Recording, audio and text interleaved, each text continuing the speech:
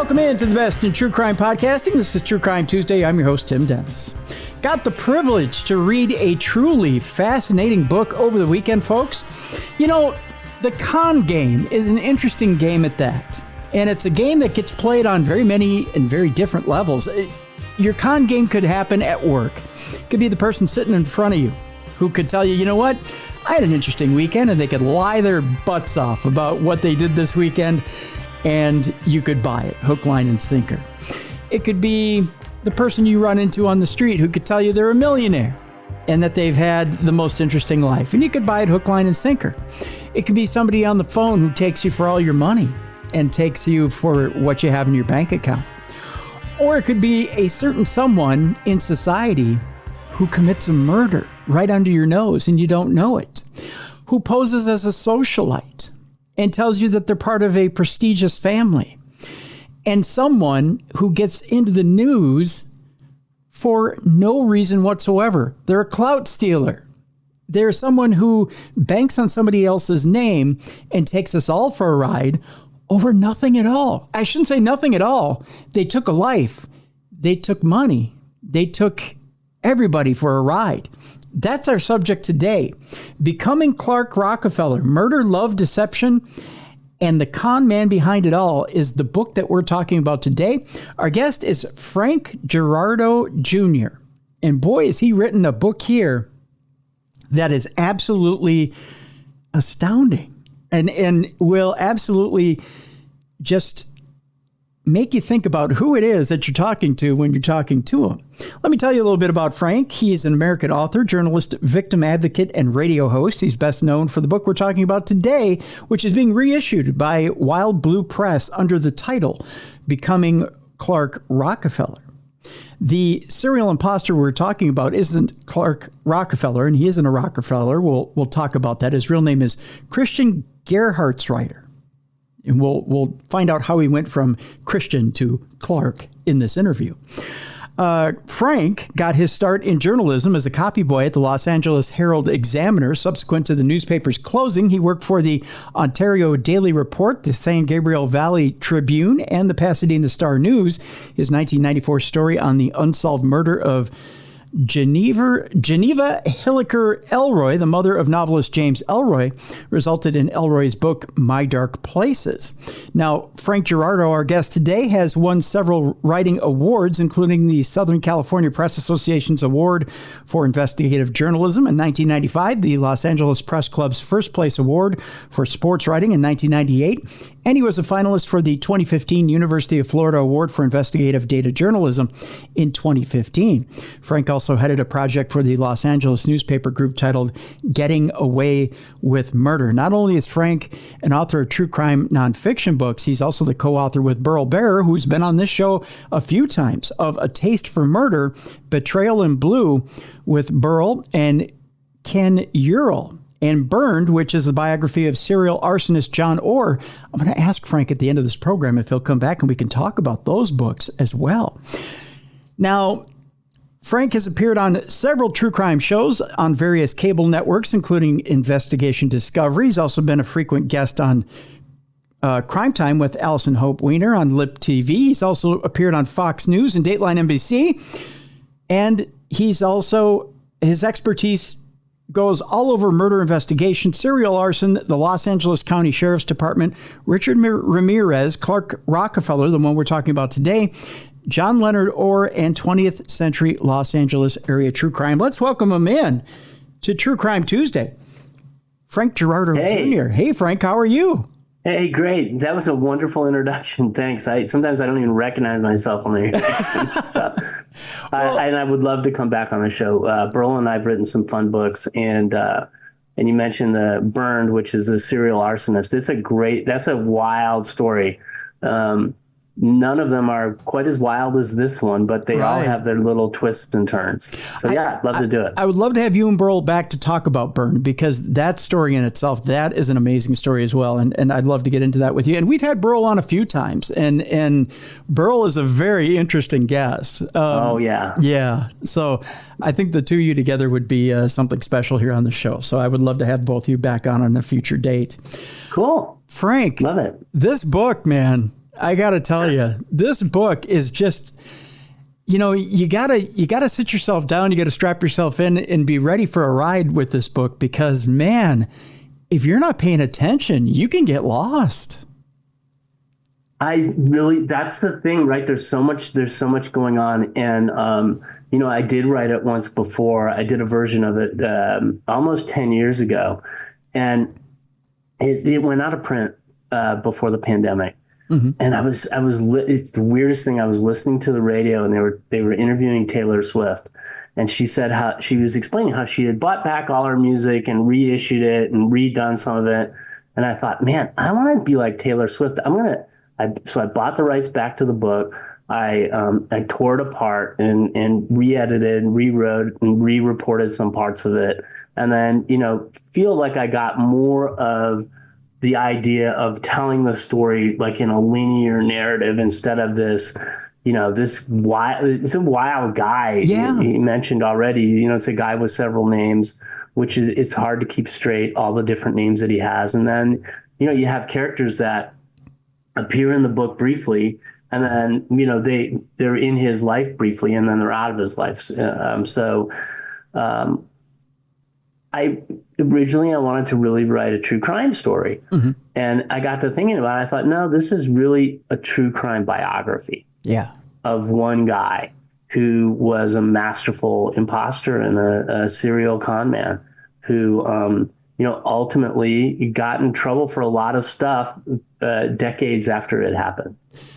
What's interesting about this, Frank, is a lot of times when you deal with true crime, you're dealing with the who, what, when, where, why, and the actual crime itself. With this, it's more of a psychological dive into this con man and what it is he does and why.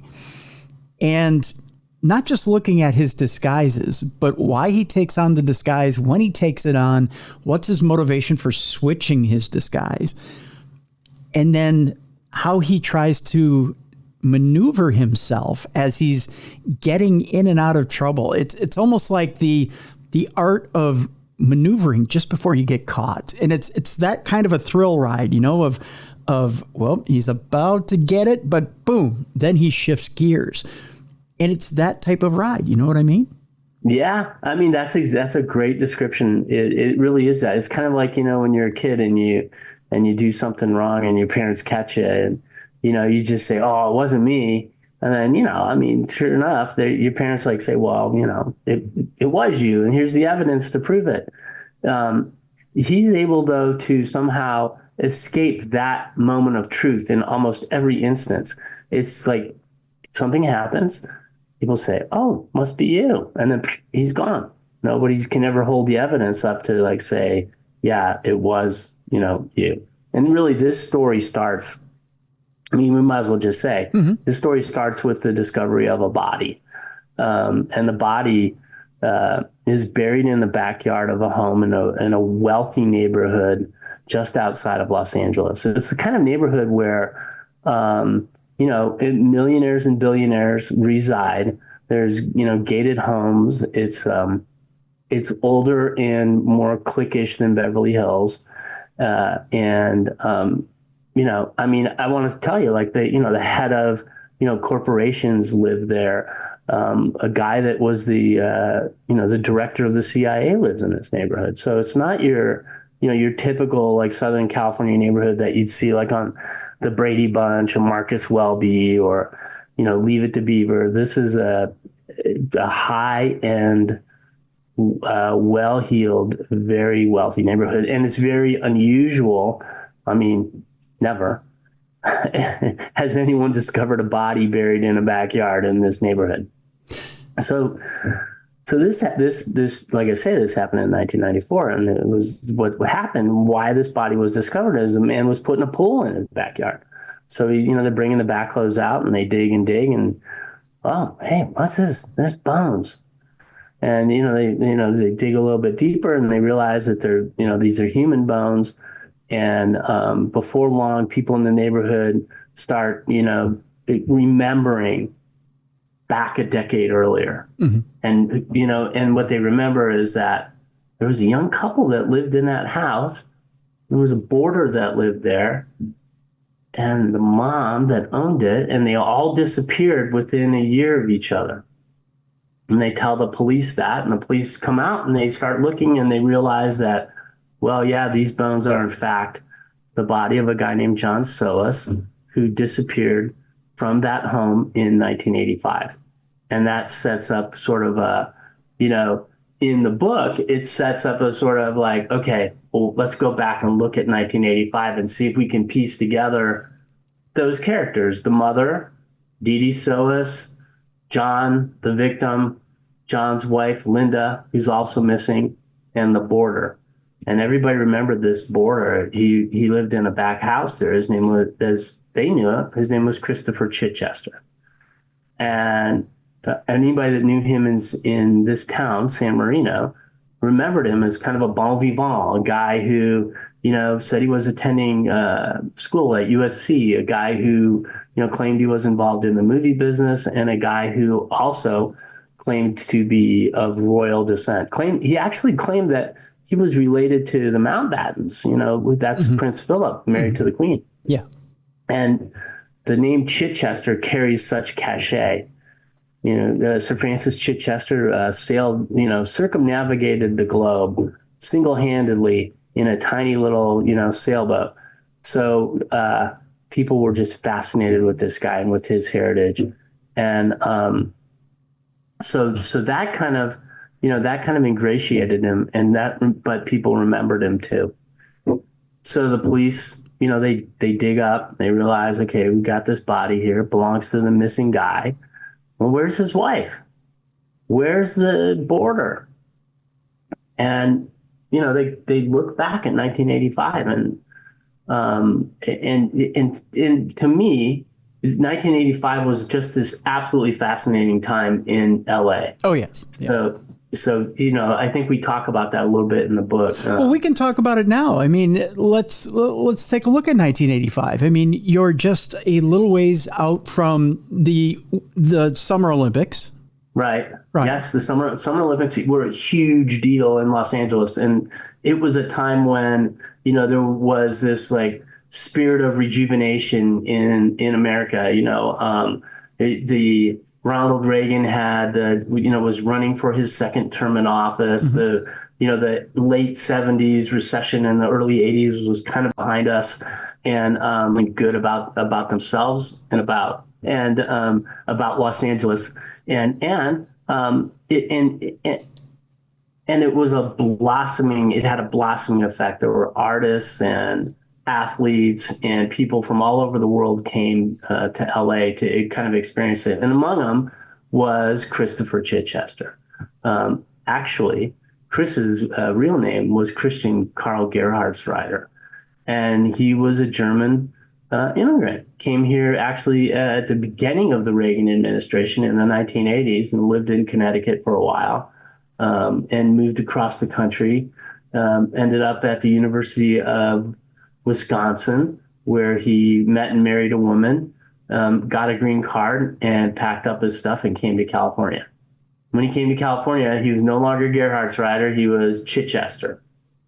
And so he ingratiates himself with his family, and he moves into this situation where he's renting the back house.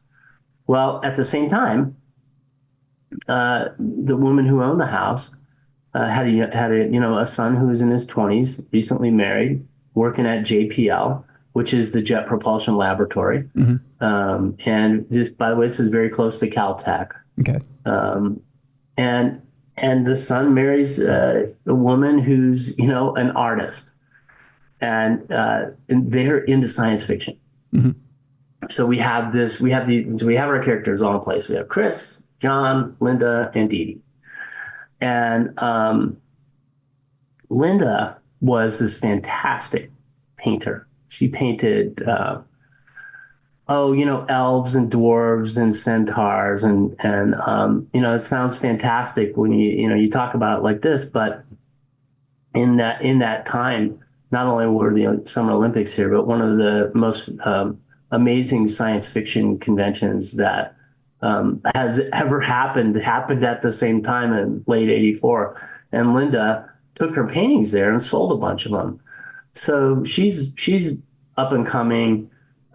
She's starting to make some money, good money, selling her paintings. John's kind of established in his job at Caltech.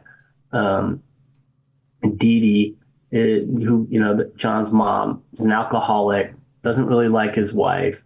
And the wife feels like, the only way that we're going to really like advance our careers and ourselves is to get out of this situation with her. And John said, well, the only way we can really do that is if we move into the back house where Chichester is. Well, that sets up, this whole event, and they disappear. It's February 1985. Let me ask you this, Frank. Now, this to me was a little confusing. Why is Chris back in the back house to begin with? Was it a financial thing that Chris was renting that back house? Yeah, that's a great question. Thank you. I'm sorry if that confused you, but Chris. So Dee Dee rented out that back house, and originally her mom had lived there, and then somebody else's mom lived there, and then and Chris went to, because he was so ingrained in the San Marino community, met people at church who knew that Dee Dee was renting out this back house. Okay. So he connected with her and, started renting out the back house. The back house was probably, 700 or 800 square feet, had its own fireplace, more set up like a studio apartment than anything, but it was an actual living quarters with a, kitchen and a bed and a bath, and he lived there. And it was separate from the main house. It had a separate entrance. It had a separate driveway. So he was able to, kind of come and go as he pleased. And with the tension in the house between the mom, Dee Dee, and Linda, it felt like Linda needed to get into that back house. Like if her husband was going to have to live with his mother, then they might as well live in that back house. When they expressed that, to their friends, it wasn't too long afterward that they disappeared. Okay.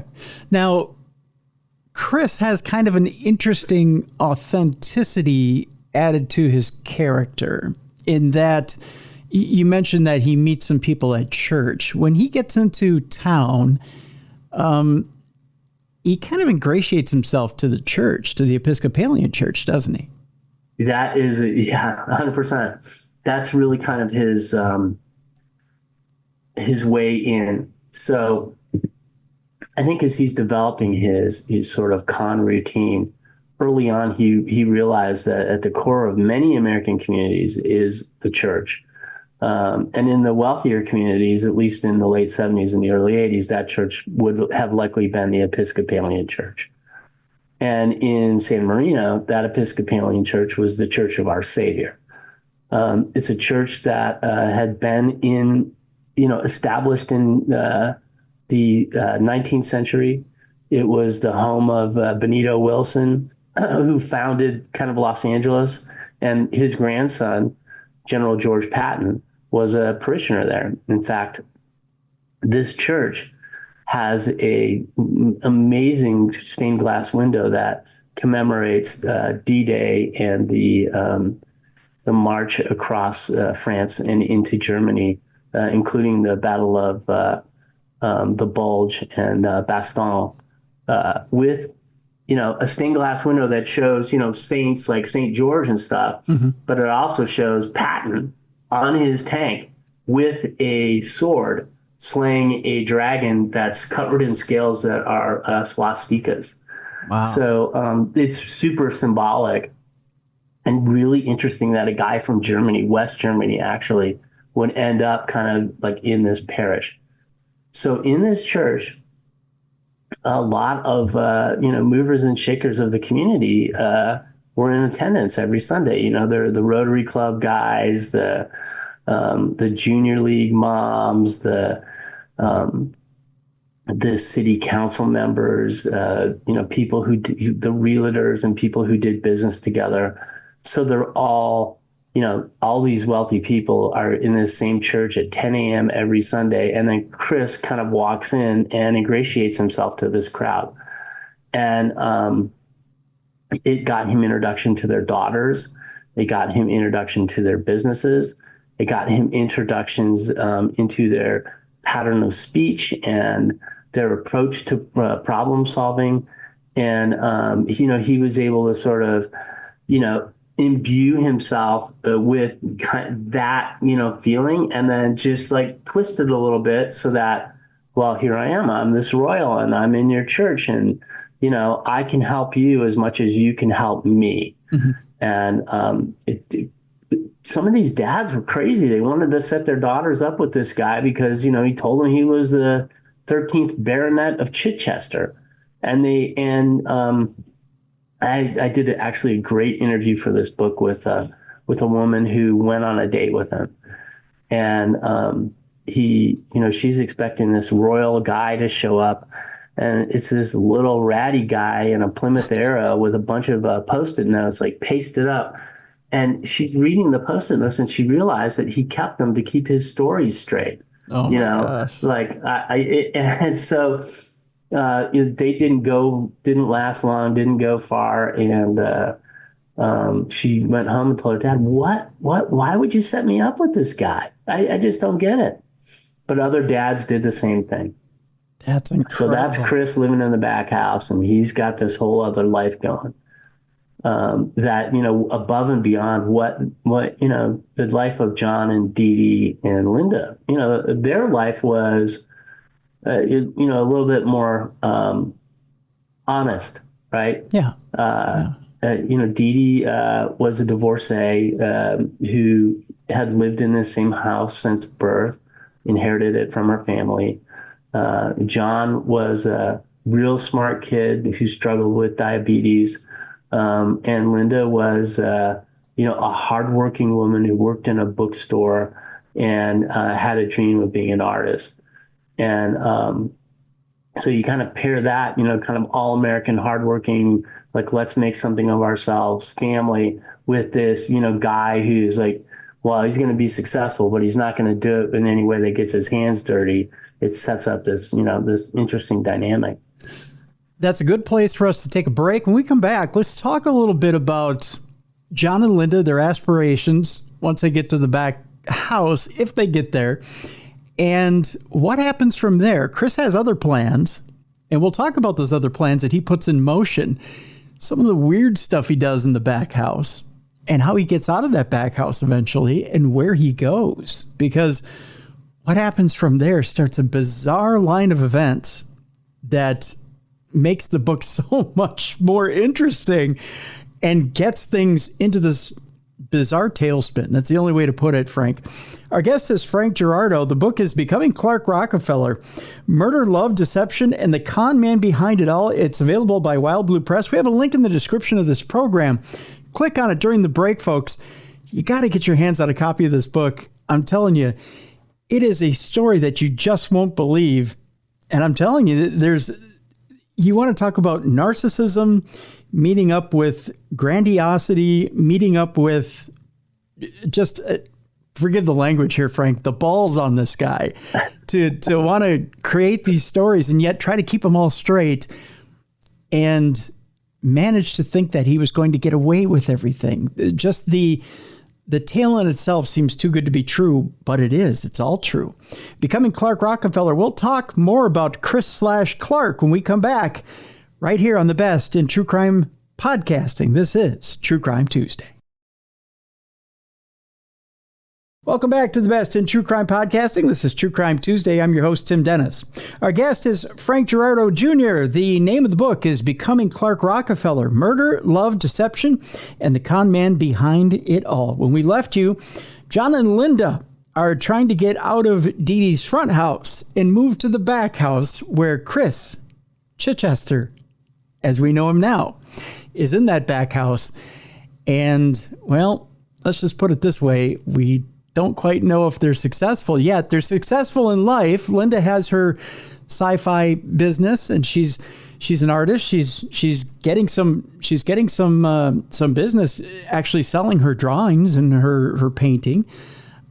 John is at Jet Propulsion Laboratories and doing relatively well. They're getting there in life. They're starting to have things come together. They've been married on Halloween. Things are going well for them, and they want them to continue going well. Chris has other plans, though, doesn't he, Frank? Yeah. In fact, things are going so well. I want to just say this. Things are going so well for John and Linda that they buy a truck because they know they're going to need this truck to transport art that Linda's doing. So they want to get into this back house, and then they vanish. They literally they're gone. It's baffling. It's baffling for Linda's friends, and it's baffling for Dee Dee. John's lived with her for his entire life, and she wonders what happened. She asks Chris, what happened? What happened to John and Linda? And he says, well, I can't tell you everything, but I can tell you that they are now working for the government, and they've left town. They're going to New York. They're on a secret mission for a government agency. And, Dee Dee knows that her son works at JPL and that he's a computer programmer of some note. Linda, John's going to go on a secret mission. It's a good thing Linda's tagging along because Dee Dee doesn't really want her in the house. So that's kind of like the baseline story. About a week passes and Linda's friends, call the San Marino Police Department and say, listen, our friend is missing. We're concerned about her. And the cops' initial reaction is, well, this is an adult woman. Adult women go missing all the time. Mm-hmm. And the friends are insistent, and they tell the cops, please, please, please go out there. And the cops make more than one trip out there. And, their encounters with Dee Dee are very, I would say, weird. And, when they talk to her, she's like, I have a source. My son is on a secret mission with his wife, and I can't tell you anything about it. And the police say, well, who's your source? Where are you hearing this? And, she doesn't really say it's the person that lives in the back house, but she kind of motions, around the corner and moves her eyes in a certain way to let them know that she's talking about this guy. And, there's John and Linda's truck sitting in the driveway for a while, and then it's not sitting in the driveway.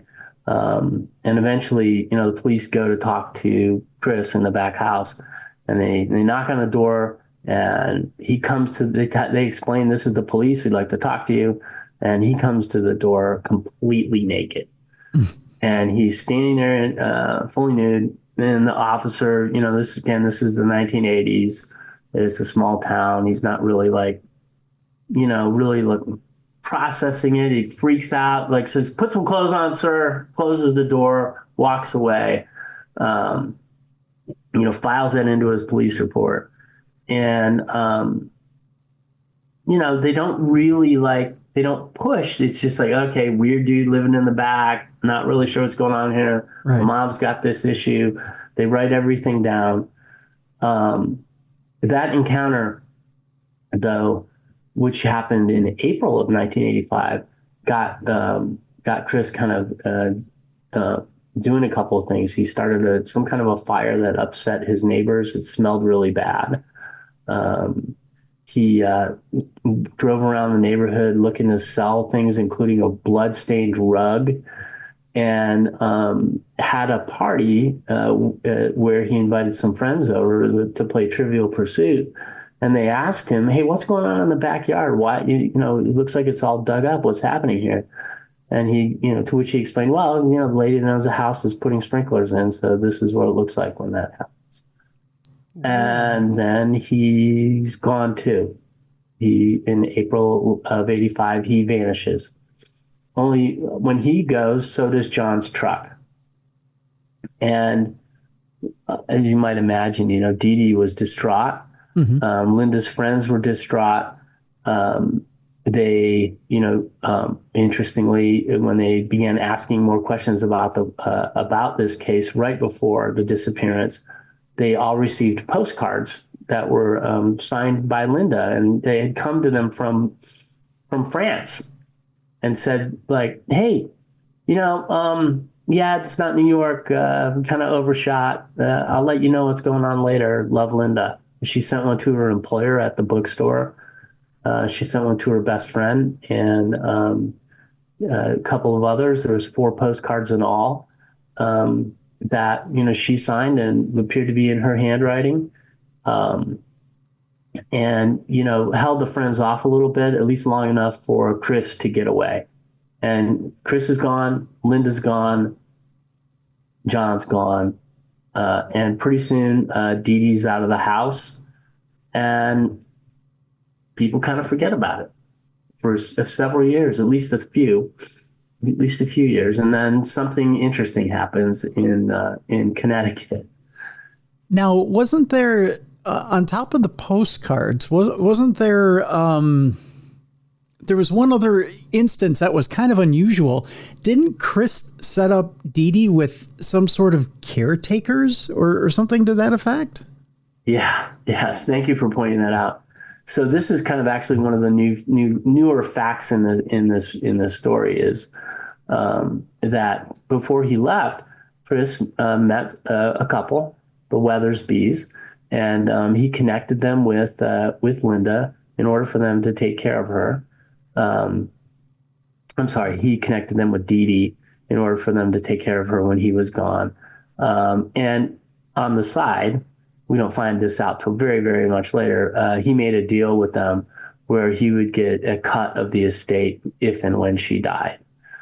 So he's gone. He's got to deal with the caretakers. Nobody knows this. All Dee Dee knows is that her son is missing. Her daughter-in-law is missing. During this missing period, Harry Sherwood, Dee Dee's grandson, comes to visit at Thanksgiving and just has this eerie feeling, in the house. There's Linda's paintings are all there. John's medicine is there. It's like, to him, it's like somebody was there, 5 minutes ago, walked out of the room, but just never came back. Mm-hmm. It's a very vivid memory for him, even all these years later. So they're gone, and Linda's gone, John's gone, Dee Dee moves out in the care of the Weathersbys, and a few years go by, and police in San Marino get an interesting call from Greenwich, Connecticut. And the call is basically from the CHP, or their version of it. They've got a truck there that somebody's trying to register, and San Marino's got a hold on the truck because it belonged to this missing couple. So they say, hey, listen, can you find out who's registering this truck? Can you go and talk to them? And, maybe it's the missing couple. So, the Greenwich police go to the Episcopal bishop's house, because that's who's actually trying to sell the truck. And they said, where'd you get this truck?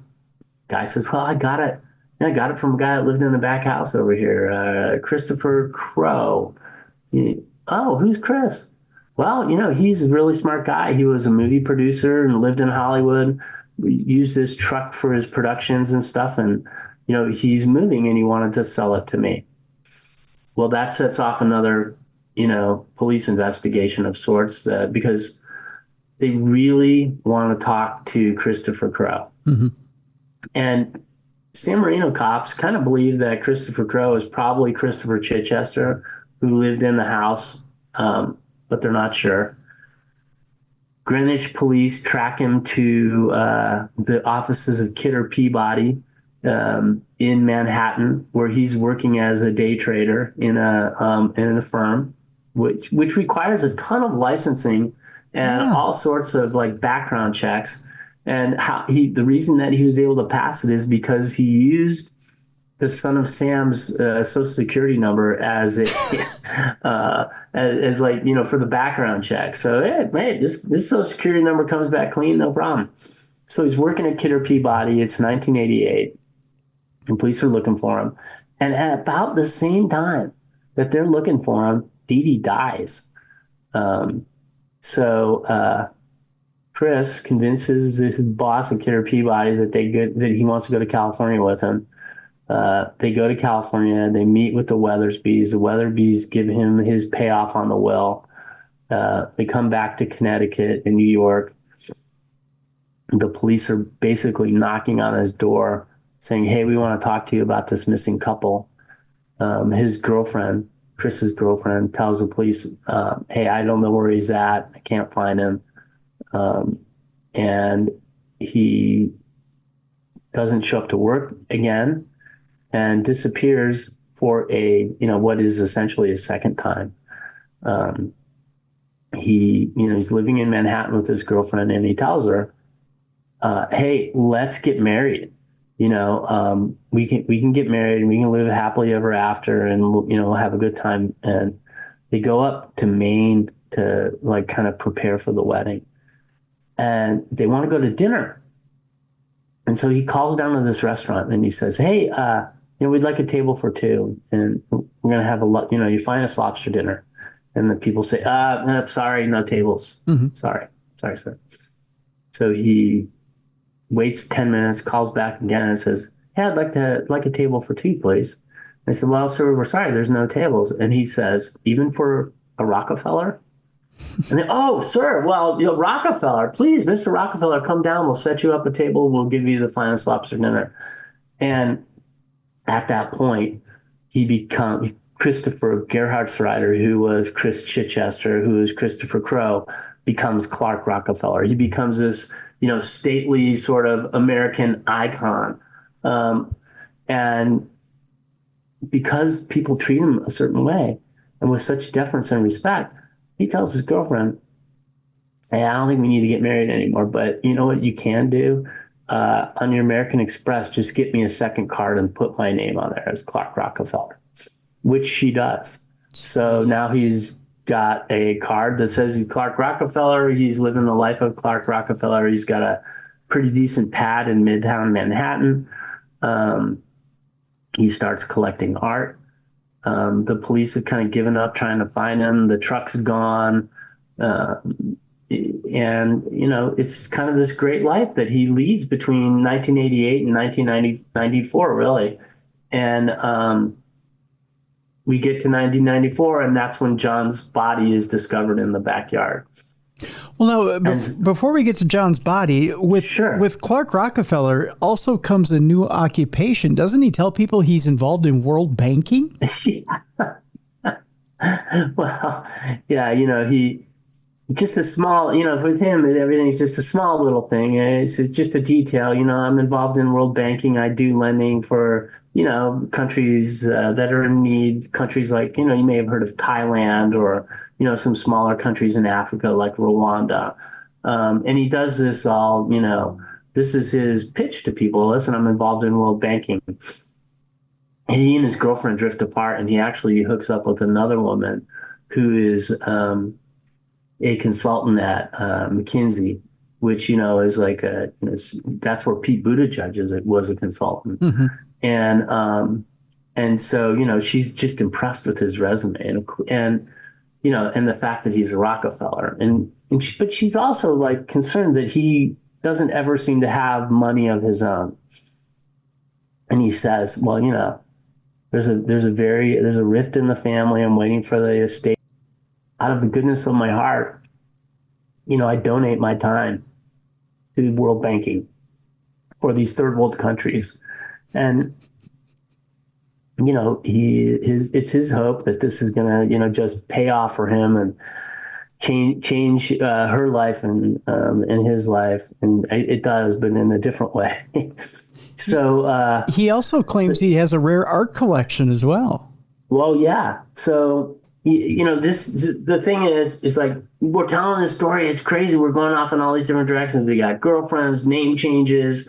Now we're into our third decade of telling this story, right? Mm-hmm. And he's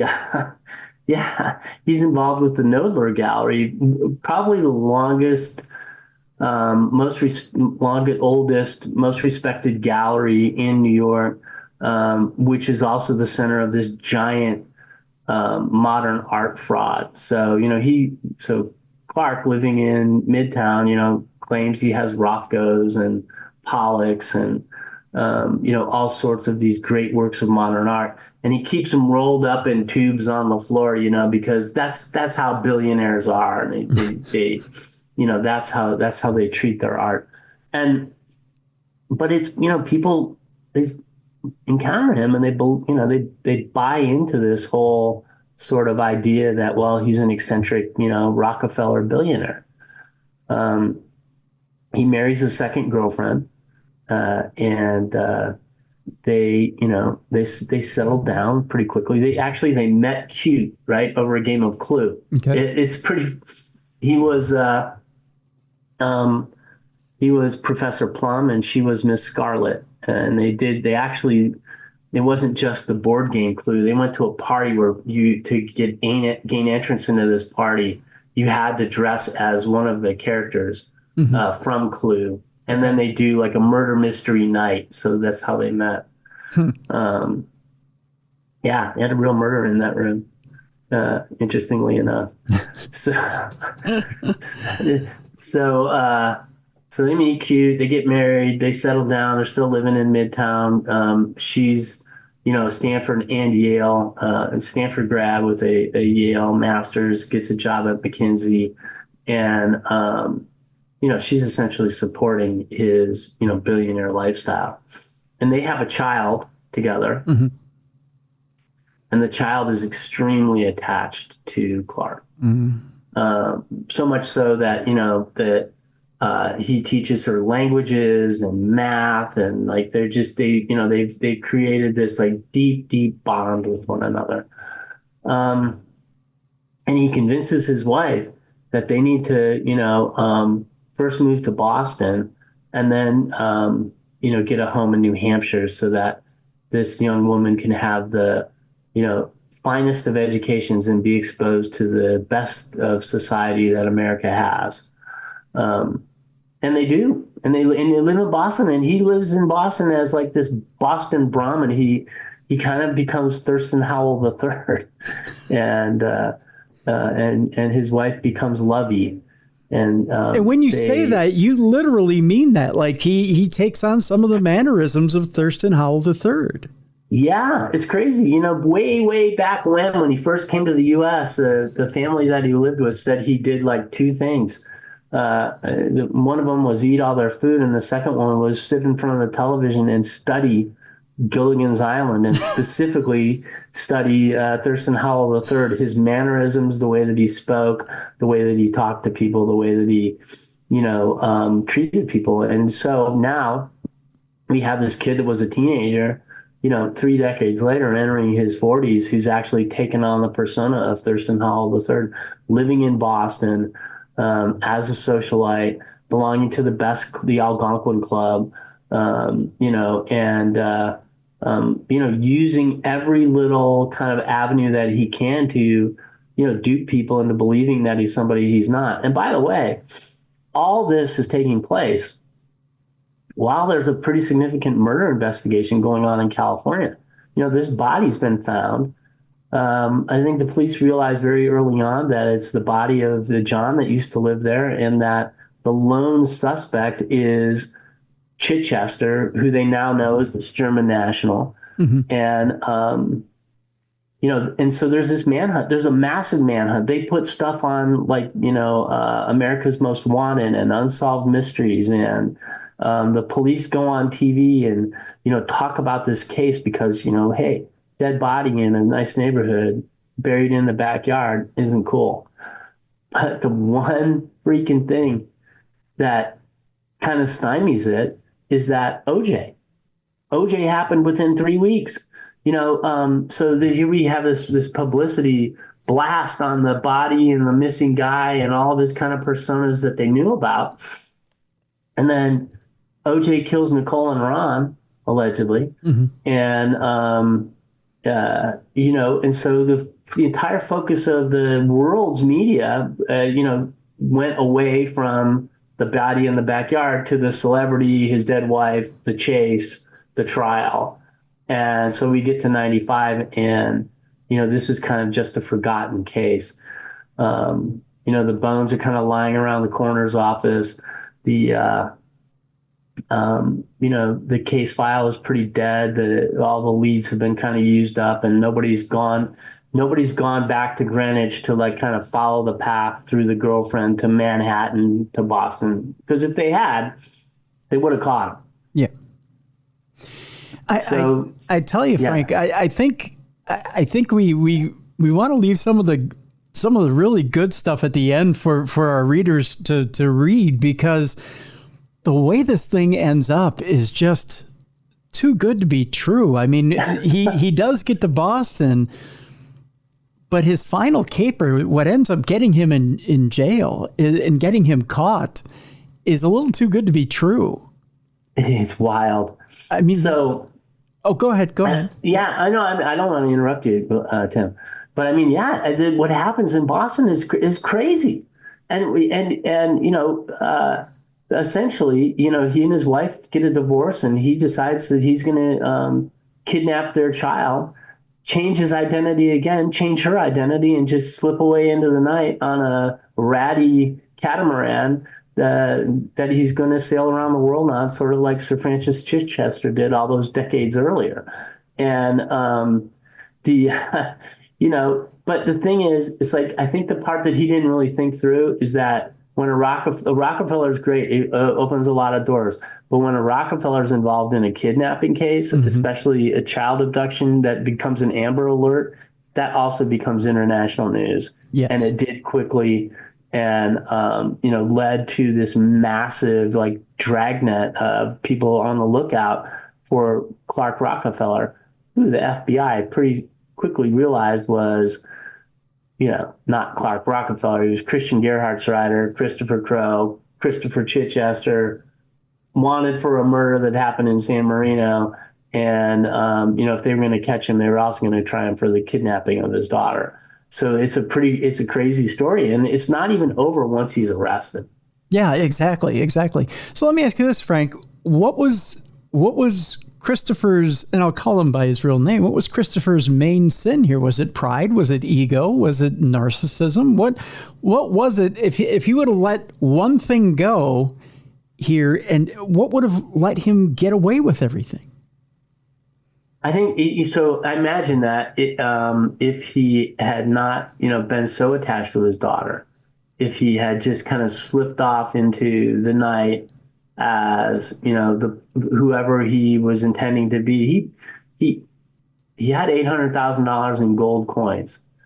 He could have lived a cash life, and been okay.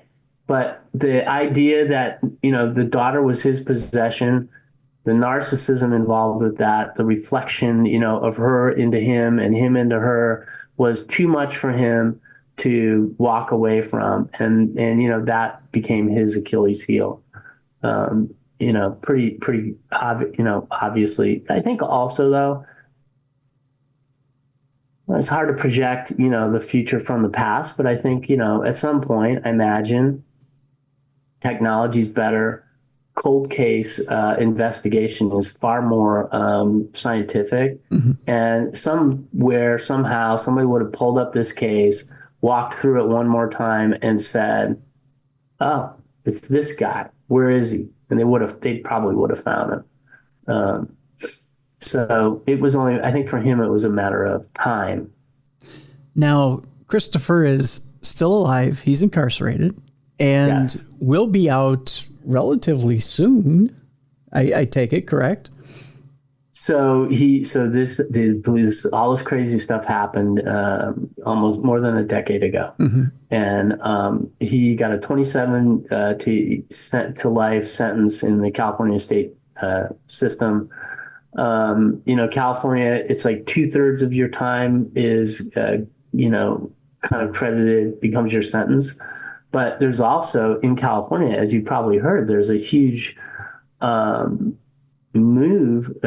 actually legal move to change the way sentences are done, especially in cases involving murder. So he could have a resentencing hearing and, be out sooner even. I think we were talking back then, like it would be 2025 probably before he was eligible for parole, but he could be eligible a lot sooner. And, he's made a name for himself in prison as an artist who has a lot of followers around San Quentin. He calls himself the artist formerly known as Clark Rockefeller. Crazy. He paints these wild sorts of like modernistic paintings. One looks to me like it incorporates the flag of Maryland. But I don't really know exactly. But this is going to be his thing. He's going to try to become an artist and reinvent himself for the millionth time. When he talked to you, and when he's talked to other media, he claims he's completely innocent. In fact, he pins the murder on somebody else. Yeah. So, so he does claim that he's innocent. He has, done so since the day he was arrested. And he says that it was actually Linda that killed John, and that she assumed an identity that, has been untraceable. And that, according to his work, his detective work, she's living on a horse ranch in the Carolinas under a different name and happily ever after. And that, all these years and all this, the whole dynamic of the case that's been kind of fostered on him is really, her problem. And he says, listen, what, he'll tell you like, well, why would I be living out in the open? Why would my friends know my name, know who I was and what I became and what, where I was living if I was trying to hide something or get away with it? It's not convincing, but it's interesting to hear him, really point at Linda as being the culprit. And by the way, you can see why that could be a convincing tale, right? Sure. See, we have 3 people that disappear, but we only have 1 body. So, what happened, right? I mean, what's the story? Like, what did these 2 collude? And, there are witnesses that place Linda with Chris after, he's left San Marino. But, if you talk to detectives, they say, listen, we've run down every lead that we possibly could. We've looked at databases of missing people, databases of dead people, bodies, Jane Doe's, unidentified bodies, the whole thing. And, it's our belief, the police, that that Linda was murdered at the same time that her husband was, and that her body wasn't disposed of in the backyard, but is probably buried like out in the forest or in the desert or, any one of hundreds of places on the road between Los Angeles and Greenwich. Mm-hmm. And by this time, animals would have claimed her or the elements or something like that. And there's no way that you'd ever be able to find traces of her. So, I mean, no. But the thing is, it's like, we don't, but maybe they did, maybe way back when they found a body and, maybe there's still like clothing or DNA or something. I mean, I think her family holds out hope that there's, some sort of way that somewhere, somehow she's been found and, they'll figure it out that body was her. There's also, by the way, there's speculation that she is buried in the backyard. And the police have gone over the backyard ground with all kinds of like ground radar devices to like look and see if that's the case. It's just wild, so yeah, I guess having that missing third person gives, Chris the opportunity to sort of, have a third party that he can blame this on.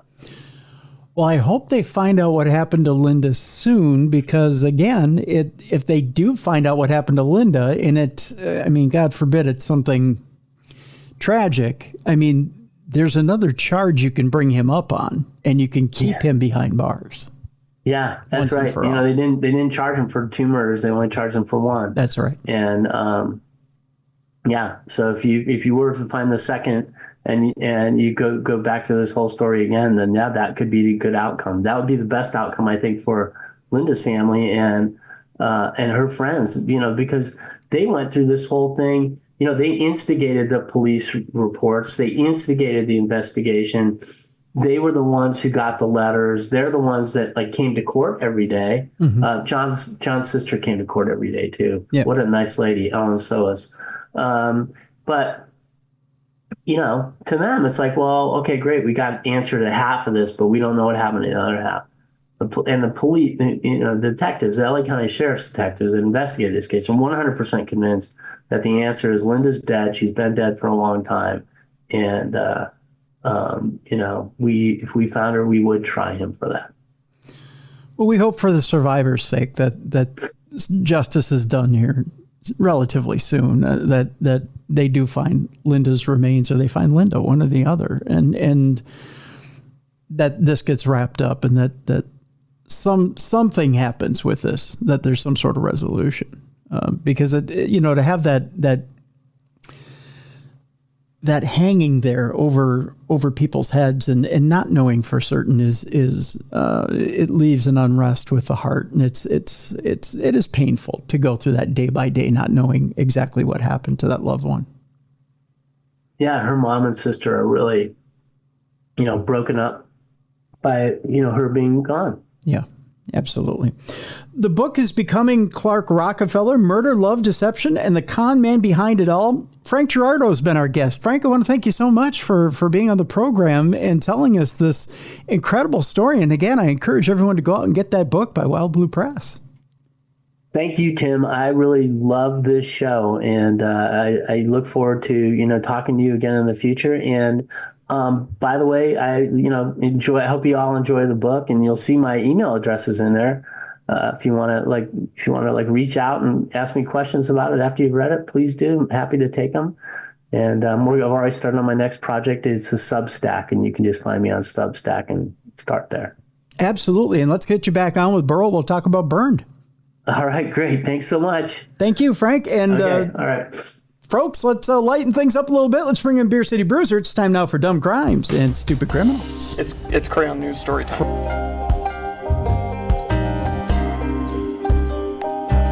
What happened with this dude, Christ Bearer? I heard he cut his penis off and then jumped off a balcony. Suspect pulls gun from butt, shoots twice at Denver police. What is your emergency? I need help. And what's the problem? I'm too high. You're too high? Yeah. It's that time again, that time you've all been looking forward to. It's time now for Dumb Crimes, Stupid Criminals. And with that, we need a co-host. We bring in the co-host with the most, the BCB, the big cuddly bear himself, Beer City Bruiser. Bruiser, first of all, congratulations. Your team is moving on in the big tournament. It sure is. And They were the underdog. They were the underdog in the whole playoff series. Youngest team in NFL history to win a playoff. And a new record. The Packers have won more playoff games in AT&T Stadium than the Cowboys have. That's true. If you hear that, that's the sound of Cowboys choking all over Dallas. But we'll get to that tomorrow with Ziggy's Picks. I'm just saying it's kind of funny. It's Dumb Crimes, Stupid Criminals time. And boy, we have more stories than we have time, I think, here today. Let's start it off today, Bruiser, with a man calling 911 threatening to blow up a school, which isn't the dumb part. The dumb part is he then called back asking for a ride. He had Uber and 911 on the same speed dial, huh? I don't know. I don't know how you have the hubris to do this. A man called 911 threatening to blow up a Montana school, then called back. He asked for a ride from anyone except for police officers. Well, 911's the way to go because you can get fire or ambulance. or a dispatcher. You get the dispatcher that'll send you to the fire or ambulance, but pretty sure the police are coming. Right. Jacob Edwin Wilson also phoned in the same threat directly to Dodson Public School. a small K-12 school in Dodson near the Fort Belknap Indian Reservation on the same day, which was August 29th, according to U.S. Attorney Office for the District of Montana. Now, staff and students were evacuated to a church parking lot as local and federal authorities searched the school and didn't find any explosives, according to prosecutors. Wilson faces up to 5 years in prison over making the threats, the attorney's office announced in a January 9th news release. McClatchy News contacted a federal public defender representing him for comment on January 11th and didn't immediately receive a response. Wilson is described as a transient. He pleaded guilty on January 8th to false information and hoaxes in connection with the school threats. A transient person doesn't have a particular home and temporarily stays in different locations. When Wilson called 911 a second time requesting a ride, he told the operator that he was at someone's house and needed transportation, but specified he didn't want a ride from Fort Belknap officers. That's important. Yes. In this case, yeah. Wilson's call was traced to a person's home on the Fort Belknap Reservation where he was arrested. At that point, about 80 students attend the Dodson Public School. The majority of students are Native American and are of the Gros Ventre and I don't know how to say that tribe name, so I'm not going to butcher it. You're not going to butcher it, huh? No. McClatchy News contacted School District Superintendent Gary Whites for comment on January 11th. He didn't immediately receive a response. So there you go. Dodson, by the way, is 275 miles northeast of Helena. So, So, Bruiser, quick tip for you. If you're going to call in a bomb threat, don't call back for the ride. You got it. I will put that in my back pocket. Yes. Set up the ride beforehand. You're probably going to need it. Do you suppose he needed a ride because he has the bomb with him and needed to plant it? Maybe. Here's my thought. How did you get there in the first place to plant the bomb? Yeah, exactly. I don't know. I'm not that much of a mastermind. I couldn't tell you. Neither am I. People need to get original. Bomb threats are so 1990s. They are, aren't they? Yeah. It's time for a new era. We've got AI and everything. You can figure out new stuff. Exactly. Yeah. Say AI is going to run some of their computers. Exactly, yeah. A woman is caught smuggling drugs into DeKalb County Jail, according to deputies. You may think, well, this isn't unusual, is it? But here's the twist. 2 women are facing charges after deputies say they were caught trying to smuggle suspected drugs into the DeKalb County Jail. Deputies detained 27-year-old Kyrenda Carter and 36-year-old Portia Wade on January 6th after they noticed a gray van in one of the jail's visitor parking areas. While searching the van, deputies say they found cell phone chargers and charging cords, binoculars, rolling papers, cigarette lighters, earphones, a Swell Pro drone, and remote control, batteries, a bullhorn, and 48.3 grams of what they suspect is marijuana. 48 grams. Wow. Yeah, I think this was a different way to smuggle it into the prison. Yeah, they were going to go over the wall. Yeah. Carter, the driver of the van, is facing charges of possession of marijuana with the intent to distribute, conspiracy to commit a felony, criminal trespass, unlawful purpose, driving without a valid license, and giving a false name, address, or birth date to a law enforcement officer.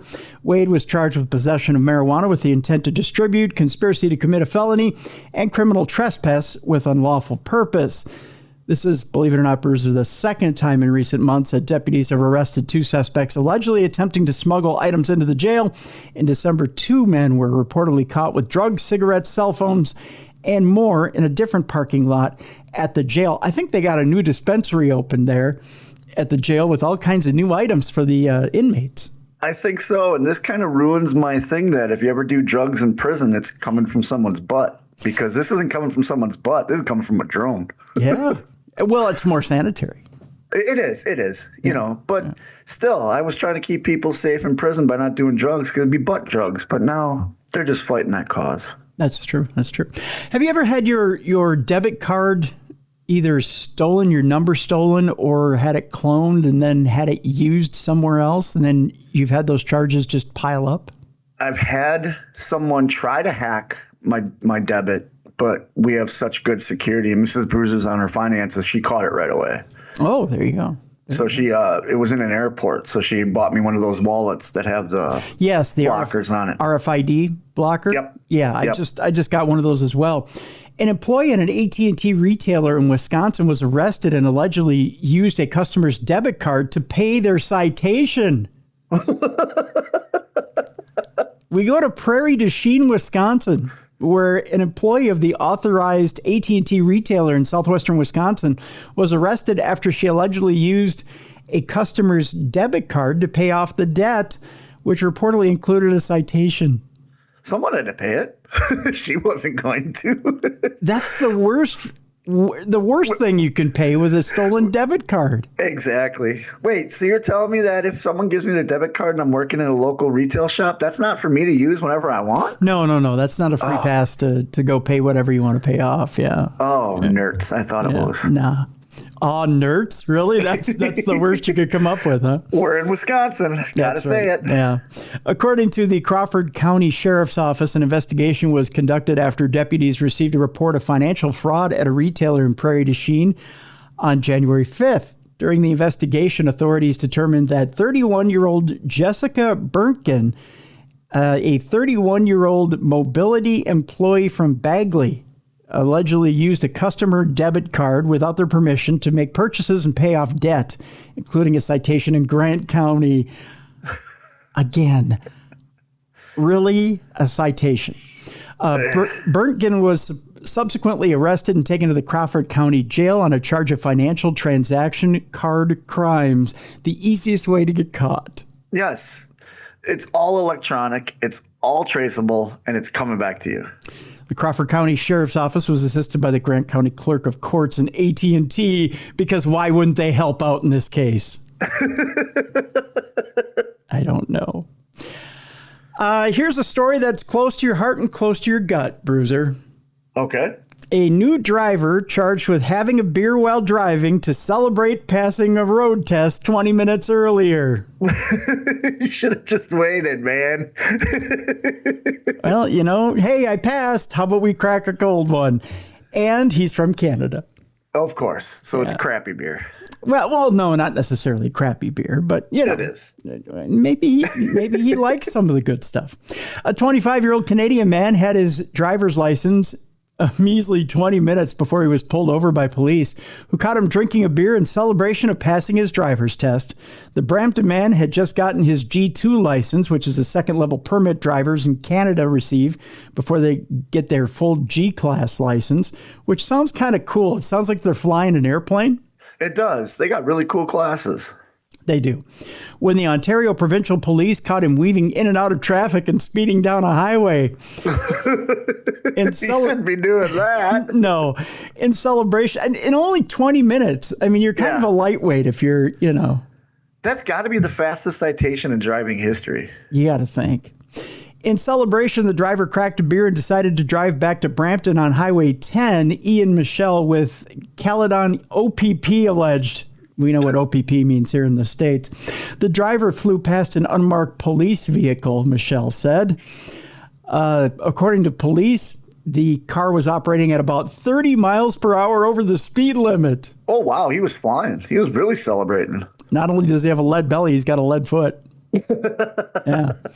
Police also said the driver was weaving in and out of traffic in a careless manner before he was pulled over. I can't even begin to understand why someone would think that drinking a beer in their vehicle while driving is a smart idea, let alone a novice driver who would be well versed on the rules of the road, Michelle said. After pulling the driver over, they discovered an open beer inside the vehicle. Well, those youngins learn quickly. They got to cover that in the Canadian drivers thing that you're not allowed to drink beer while you drive. Obviously, they don't teach it. I don't think they do, no.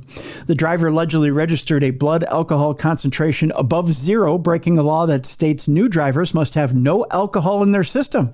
Yeah, they're real strict on, in America. Sounds like Canada, too. Yeah. The offending driver's license was suspended for 30 days. He was charged with, this is a charge in Canada. Are you ready for this? Yeah. He was charged with stunt driving. Oh, I would love to get charged with that. That would be awesome. I would too. I wonder if you can get a diploma for that. That would be awesome. I don't know. Yeah. I'd be like, hey, look what I got a ticket for. Stunt driving. Next, I'm going to be on the new Smokey and the Bandit prequel. I'm the new fall guy. Yeah. Careless driving, he was charged with as well. Novice driving with BAC over 0 or above 0. Blood alcohol content, kids. Driving with open liquor and several other offenses. Stunt driving, Bruiser. I love it. I think it's great. They just need to teach you in Canada you can't drink and drive at the same time. That's right. Still got to be the fastest ticket in history. It is the fastest ticket in history. I've got a great title for a novel, and it's part of our next case, if you're ready for this. The Fall of the Couch of Usher. Doesn't that sound like some medieval... It sounds like the sequel to The Fall of House of Usher. Like, okay, you saw the whole house fall down. Now let's just watch the couch. Well, maybe the house fell around the couch and... They donated the couch after the fall, and someone picked it up from Goodwill, and now this is falling. Picked it up from Goodwill. A wanted woman who police recently discovered hiding inside a hotel couch has been sentenced to serve 2 years in prison for drug dealing. I'll connect those dots here in a second. I was hoping you do. 39-year-old Stacy Usher was arrested last year after she sold fentanyl to a police informant in, of course, Citrus County, Florida. Oh, of course. Mm-hmm. Ew, a hotel couch in Florida. Ugh. Yeah, sounds cleanly, doesn't it? Yeah, I guess. Mm-hmm. Earlier this year, Usher pleaded no contest to a pair of felony counts and was sentenced to 24 months of probation as well as drug offender conditions that include random testing and a prohibition against consuming alcohol, of course, because, it's Florida. Right. In late October, Usher was accused of violating terms of her probation, and a judge subsequently issued an arrest warrant for her. Usher would later beg not to be violated. Wait, what? Since she claimed her life would be in danger if sent to prison. Usher said she had once been a primary witness against someone who received a 20-year sentence. Okay, well, then they'll put you in or they'll put you in protection. You're still going to jail. Yeah, you're still going to jail. You're just not going to G-pop. Yes. Cops caught up to Usher last month at the Bella Oasis Hotel, which advertises itself as the best hotel in Homosassa Springs, Florida. I don't know if that's true or not, but... It's still a Florida hotel and a couch. Ew. Yeah. Usher had actually burrowed into a couch in a bid to hide from sheriff's deputies. Now, I have a picture of said woman and said couch. You tell me if this looks clean or not to you. Oh, no, you can see the stains already. Yeah, that doesn't look like it's hygienic in the least, does it? No, that is disgusting. Yeah, that's disturbing to say the least. Yeah, you can see this. Ooh, those are big brown stains too. That's not like watermark stains. Yeah. After being... Which makes you think, what kind of water? Right. Yeah, like clean water, dirty water, urine water. Urine. Mm-hmm. After being extracted from the furniture, Usher was booked into roomier accommodations at the county jail. Now, Usher, whose rap sheet includes worthless check, fraud, and grand theft convictions, appeared earlier this month in circuit court, where a judge revoked her probation and sentenced her to 24 months in state prison. She's got it all. Yeah. Usher will soon be committed to the custody of Florida's Department of Corrections, which does not outfit its dormitories or cells with love seats. So there's nowhere for her to hide from those people who are looking for her. It would probably be cleanlier. That's right. And that is your fall of the couch of Usher. A little story in the middle of dumb crimes and stupid criminals. I want to thank Tom and Tony and all the gang who sent in stories this week, because without you, this would be a pedestrian romp through dumb crimes and stupid criminals this week. Speaking of, this next story, if it's not dumb, I don't know what is. Okay. A Texas man is suing Walmart and is seeking $100 million or unlimited free lifetime shopping. That doesn't make any... So, just the whole store, just the electronics section. I can't wait to hear this story. Roderick Jackson of Wascom filed 2 handwritten complaints accusing a Nebraska store of false pretense of shoplifting and violating his civil rights. Okay. Yeah, I can't wait to hear this either. This is going to be good. A Texas man is suing Walmart and is seeking $100 million in damages or unlimited free lifetime shopping at any location. That's anywhere in the U.S. So anywhere he goes. Anywhere free he shop. goes, Bruiser. It's like they give you a card. Like it just says, and it's probably written like the logo of Chick-fil-A.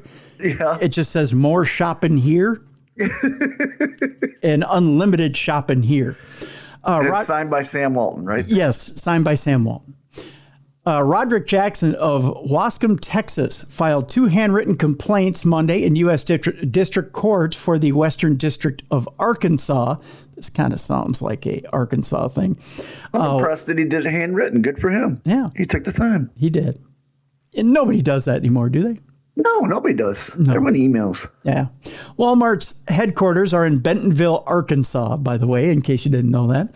The complaints do not go into detail about why Jackson is suing. The complaints allege that an incident occurred in March of 2021 at a store in Omaha, Nebraska, and involved false pretense of shoplifting and the violation of Jackson's civil rights based on race or color.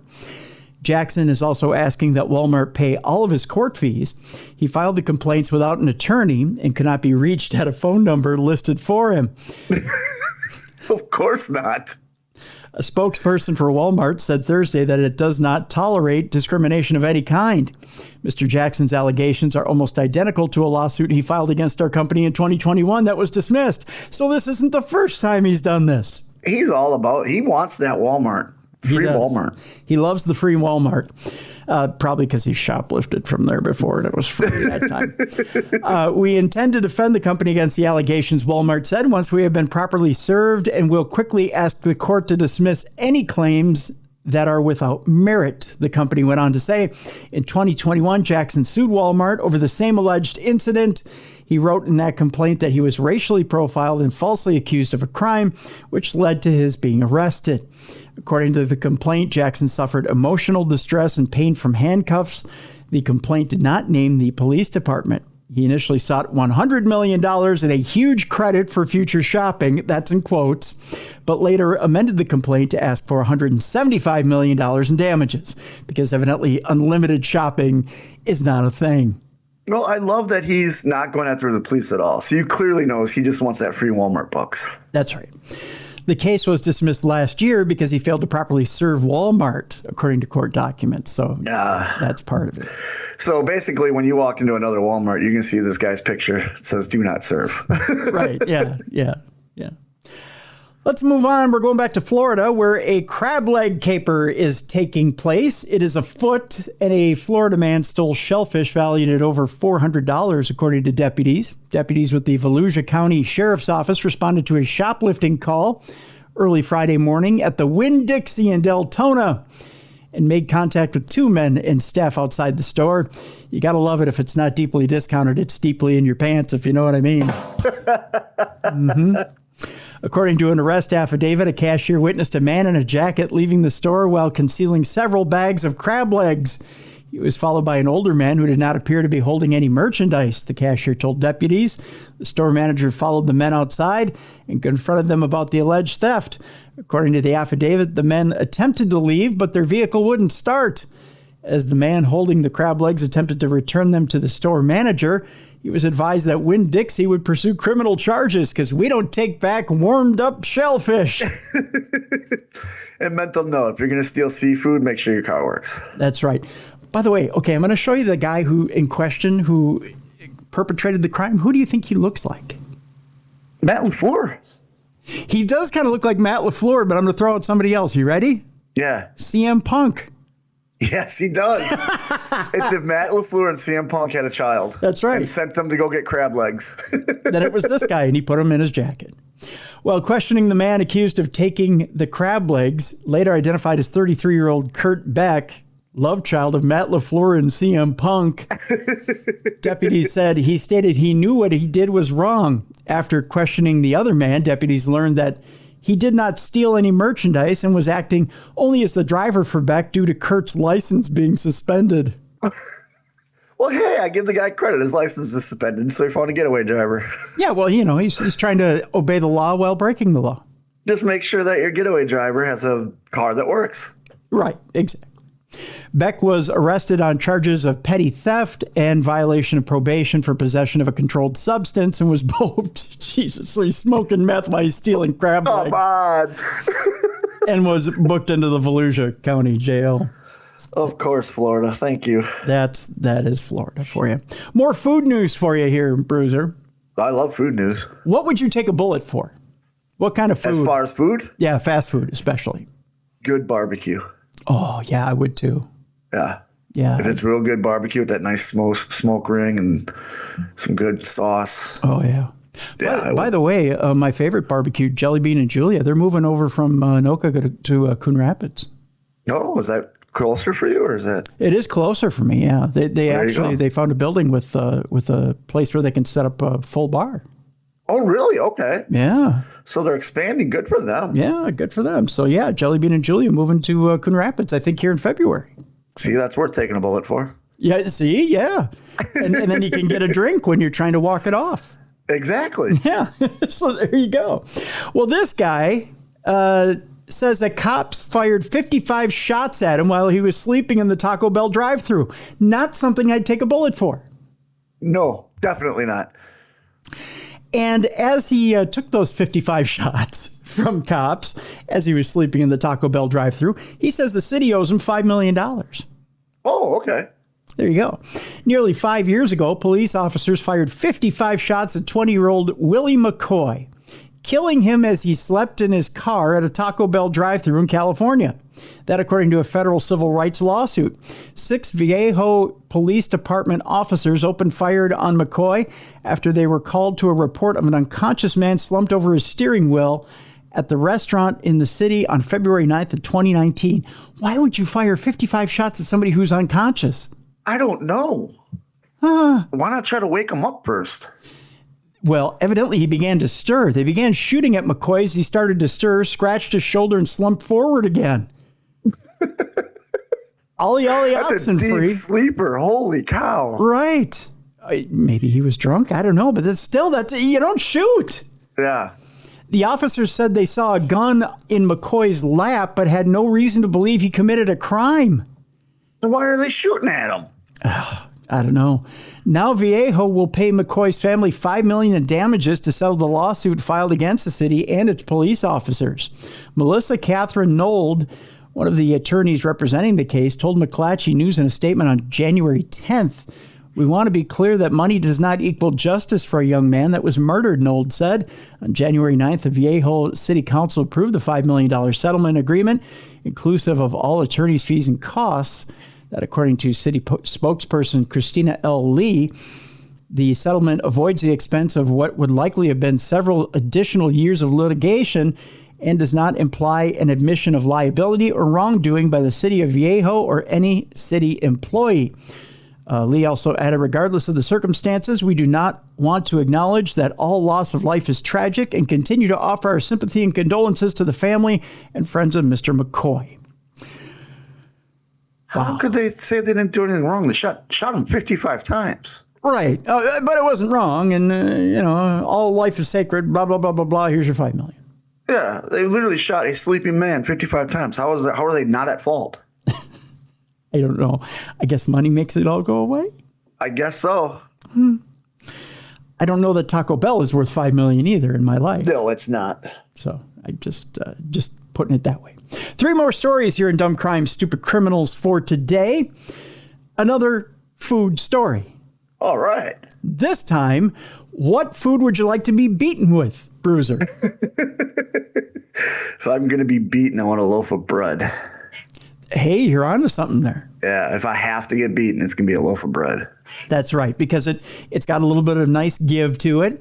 The wheat smell is very nice when you get, yes. Yeah, it's got an aromatic smell to it when you get beaten with it, and the give is nice.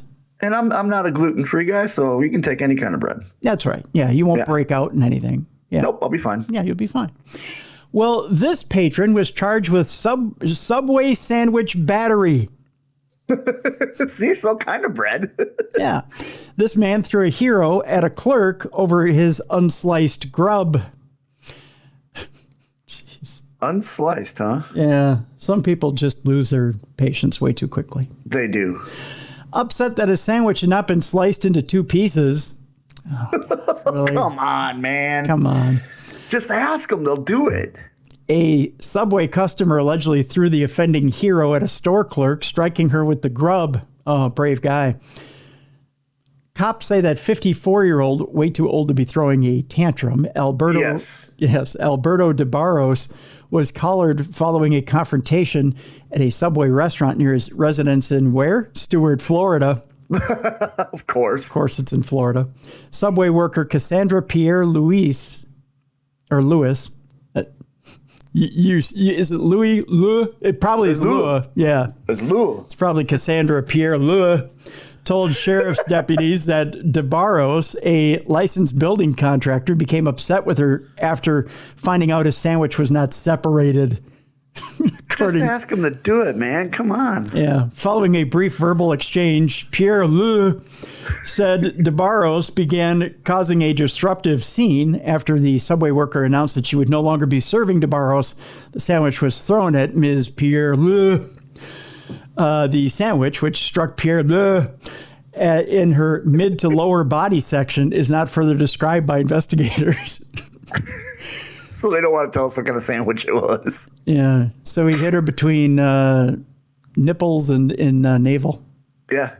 Hit her right in the midsection there. Yep. Right in the bread basket. Right in the bread basket with the bread. When DeBarros left the restaurant, Pierre Leu followed him outside and photographed his license plate, which led cops to DeBarros' nearby Porpoise Circle townhouse. It sounds like he lives in a nice townhouse. It does. Yeah. But you know what? This is Florida, so Porpoise Circle could just be where the local crack people go hang out. It could be. During police questioning, DeBarros acknowledged being upset over his sandwich not being cut, adding he believed he threw the sandwich at the counter instead of Ms. Pierre Leu. See how stupid it sounds? Well, when it's by itself, when you put Ville at the end of it, it's fine. Store surveillance footage showed DeBarros wiping the sandwich, or swiped the sandwich off the counter, which subsequently strikes Miss Pierre Leu. DeBarros was arrested for battery, a misdemeanor, and booked into the Martin County Jail. He was released from custody after posting how much bond, Bruiser? Let's go with $2,500. Go a little lower. Okay, let's go with $750. Little higher. Aim that sandwich a little higher. $1,300. $1,000 bond. $1,000. Okay. To throw a sandwich at a Subway worker. Plus, he probably paid for the sandwich already. So Subway sandwiches are like $15 now. So they are? Oh God, yeah. That's why I don't go anymore. I used to go all the time when they were the $5 footlongs. Yeah. Good luck finding that now. Really? Yeah, I definitely would not throw a Subway sandwich. It's not worth it anymore. Not worth it. Another food story. Another, again, impact with bread. Bread doesn't hurt people. Stop throwing it at each other. That's right. It only hurts the feelings, Bruiser. It only hurts the feelings. Yes. This is a felony case, which is no longer a pain for a doctor, it says here. A 58-year-old woman was busted for striking her ex with soggy bread. Well, at least it was soggy, so she put some weight on it. That's right. Prosecutors have declined to pursue a felony case against a doctor who was arrested for striking her ex-husband with a handful of bread slices that she had soaked with water before throwing them at the 70-year-old victim. So she thought this out. She did, yeah. Like, this is going to hurt, but it's going to be really inconvenient for you to clean up. She's like, it's not a felony if it's softer? 58-year-old Heather Neely was arrested last month following an altercation at a St. Petersburg, Florida residence. What is it with Florida and bread? Yeah, take the bread out of Florida. Yeah, I guess so, right? Start throwing noodles at people. Neely, a licensed psychiatrist, she should know better, was charged with battery on a person 65 years or older, which is a third-degree felony. Cops reported that the victim said he was arguing with Neely when she grabbed a handful of bread from the loaf, wet the bread at the kitchen sink, and hit him with the soggy slices. God.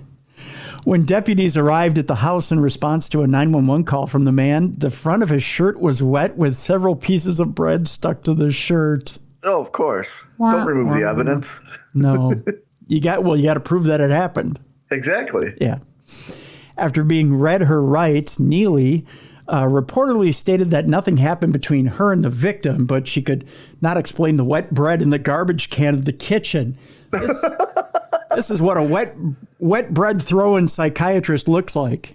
She looks like a psychiatrist. Doesn't she? Yeah. She looks like she wants to prescribe you Prozac, but not herself. So, yeah. After being read her rights, Neely reportedly stated that nothing happened between her and the victim, but she could not explain the wet bread in the garbage can of the kitchen. Neely and the man divorced about 8 years ago, but lived together in the home, which Neely purchased after they split. Following her caller, a judge ordered Neely to have no contact with the victim and to surrender any firearms, weapons, ammunition, or Wonder Bread that she possessed. I added the Any Wonder bread products you That's have right. to surrender. Muffins, donuts. Neely, who pleaded not guilty to the battery charge, was also to be outfitted with a continuous alcohol monitor. This had to be alcohol fueled. Oh, you think? Yeah. If not alcohol, drugs. Yeah. Neely, who was released on her own recognizance after the December 9th confrontation, learned this week that the state attorney had concluded that the facts and circumstances of the matter did not warrant prosecution at this time. Evidently, she needed to come with it a little stronger than bread. If I was the old man, I'd try to find another place to live. Yeah. She's clearly not stable. No. But you only go up from bread. You can, yeah. That's all it is. Yeah, Yeah. From there, you can only go up, right? That's supposedly the Yes. that's supposedly the deal, I guess. Bread, yeah. I don't know. And finally, this is the not safe for work story for today. It's a kind of unusual one. I want to thank Tony for sending this in. If I want to thank him, I don't know. This is unusual. A peeping Tom on Outer Banks used a suicide note as a smokescreen. Oh, okay. This is interesting. Yeah, like I said, Going to North Carolina, huh? Yes, we're going to North Carolina. You heard of this one? No. I just know Outer Banks. Okay, yeah, we're going to North Carolina. Again, move the kids away from the listening device. Turn it down if you're around your boss at work. We'll give you for 5, 4, 3, 2, 1. We're going to Kill Devil Hills, North Carolina. Okay. Yep. Police on the Outer Banks believe a peeping Tom wanted for several incidents last year used a suicide note as a smokescreen and is still on the loose. Oh, okay. The suspect is 48-year-old Jackie Ray Price of Kill Devil Hills, the Kill Devil Hills Police Department announced on Thursday. Authorities say a suicide note was found at Price's home after he was reported missing on May 8th, but nobody was ever found. Nobody, yep. Right. Yep. Police say further investigation has led them to think Price is still alive and evading charges. He's facing a felony indecent exposure charge for an alleged incident at the McDonald's in Kill Devil Hills on April 6, 2023, and 7 counts each of felony secret peeping and misdemeanor secret peeping related to multiple incidents on April 13th at the Cavalier Motel in Kill Devil Hills. Okay. Investigators seized Price's cell phone and found 7 videos of female victims inside their hotel rooms. One of the victims was just 14 years old. Oh, that's wrong. Yeah. Police say warrants have already been obtained for Price and will be served to him when he's located. He's not believed to still be in the area, but anyone with information that could help police is asked to call 252-449-5337 during regular business hours or 252-473-3444 after business hours. An unusual story, not our normal jokey stuff, but weird. It's very weird, and to think leaving a suicide note to get the police off your scent, that's, I have to say, that's kind of smart. But eventually you're going to find out you're not dead. Right. Just a bizarre. I hope they catch the guy and they put him away for a while. The 14-year-old. I mean, just if you're gonna peep and you realize the girl's a little young, move on. Not that I encourage peeping. Right. It just a bizarre story here. It is. You know, and to, I don't know, just the whole. To me, the whole leaving a suicide note behind, making people think you're dead. Yeah, and just then, to get away from charges. Yeah, just to get away from charges is and they're gonna find him because this sounds like it's a compulsion. You know what I mean? If he's indecent, exposing himself at McDonald's, he's numerous peeping Tom stuff. That's a compulsion. So he's gonna have to do it again. His body's gonna want him to do it again. Right. And he's gonna get caught. Right. One more story for you here, Bruiser. Okay. Before we leave people, I want to leave them on a decent note, but a weird note. Okay. So let's do this. This story is from the beginning of the year. It's a little older, but it's a good old-fashioned Florida man story. Oh, we love our Florida men. A tire shop owner shot a landscaper for blowing leaves onto his property in Northwest Miami-Dade. That's how you handle that. That's right. The landscaper was transported to Jackson Memorial Hospital in critical condition. I know that's not the funny part of it, but just good old-fashioned Florida man story all the way around. The business owner shot a landscaper at the beginning of the year in Northwest Miami-Dade for blowing leaves onto his property. The shooting happened in the 1500 block of Northwest 79th Street, according to Miami-Dade police. The landscaper was working at a property across the street, and the owner of P&P Auto Tire Shop became upset that the leaves were being blown onto his property. An argument ensued, and the owner shot the landscaper, police said. The landscaper was transported to Jackson Memorial Hospital. Police detained 2 people for questioning in that. A witness told NBC6 she heard 2 gunshots and the victim falling to the ground after getting shot in the leg. Cell phone video shows him lying on the road. Leaves on your property. Yeah, just have a conversation. Say, hey, man, can you please try not to do that? Or clean up after yourself when you're done. Everybody thinks they're a soprano. They do. Speaking of, did you see that HBO last week was airing for the Sopranos are 25 years old. That blew my mind because I have Max. When I put Max on, they're like 25-year anniversary. And they have all these updated stuff. And I've been going back and watching it. And it's amazing. It's a great show, but amazing. And I might have an inside to one of the cast of The Sopranos, so I'm going to see if maybe I can book said actor onto True Crime Tuesday and see if I can get an interview. Oh, that'd be fun. Yeah, get some stories, get some dirt. Yeah, it was kind of a guilty pleasure as I was booking guests and as I was doing my research for the week. I had The Sopranos on in the background. What they were doing on HBO 2 last week is every day last week they were playing one of the seasons. Back to back. So I just had it on in the background, and it's amazing how much you forget. I know. I went back and I actually binge watched the whole first season over the weekend, and I'm like, oh, that's right, this happens. Oh, that's right, this happens. Yeah, and you forget how much it stands up over 25 years and how contemporary the series is. It really is evergreen. So, James Gandolfini and the guy who played Paulie Walnuts are 2 of the best actors of our generation. Yeah. Gone way too soon. Yeah. But just watching him as Tony Soprano, you truly believe he was a mob boss.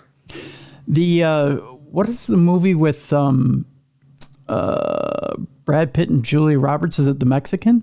Yes, where they got it's the Mexican. That's where they're driving the El Camino and the Mexican's a gun. Yep. Yeah, he's very good in that too. Very good.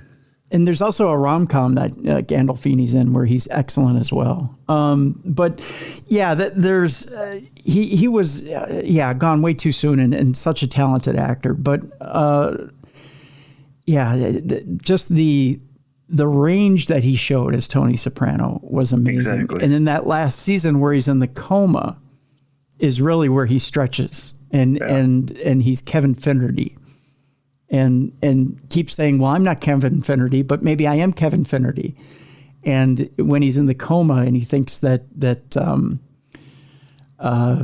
he really does start to believe he's a salesman. It's just such good stuff. It's just such good acting. And man, it's just such a shame. It's just such a shame that he didn't live to, reprise the role later in life. But I recommend anybody who hasn't seen The Sopranos, go back and watch it. If you're a mob fan, an old school mob fan, this is the show for you. Yeah. I can't believe there's some people on boards who haven't seen it. Yeah, I've met a couple people my age. Like, I can understand the younger generation not seeing it, but I have a couple people that are my age. In fact, we were talking about it at the underwater needlepoint training about how, hey, it's the 25th year. Go check it out. It's amazing. One of the guys wants to do kind of a mafioso gimmick, and I'm like, you need to go watch that, because every character that's within the family has unique, distinct characteristics that he can pull from and add to his character in the ring. Absolutely. And he'd never seen it before.